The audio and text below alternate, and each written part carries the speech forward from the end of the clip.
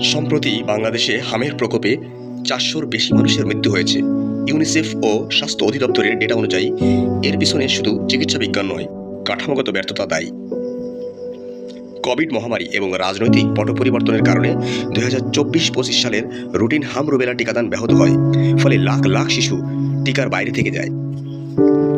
ইউনিসেফের রিপোর্ট অনুযায়ী শিশুদের উচ্চ মাত্রার অপুষ্টি ও ভিটামিন এ এর ঘাটতি রয়েছে। এই দুটি উপাদান হাম প্রতিরোধে ঢাল হিসেবে কাজ করে, যা বর্তমানে অনুপস্থিত। ঢাকার আইডিএইচ সহ বিভিন্ন হাসপাতালে অতিরিক্ত রোগীর চাপ, সঠিক সময়ে আইসোলেশন, পর্যাপ্ত অক্সিজেন ও রেফারেল সিস্টেমের অভাবে মৃত্যু ত্বরান্বিত হয়েছে।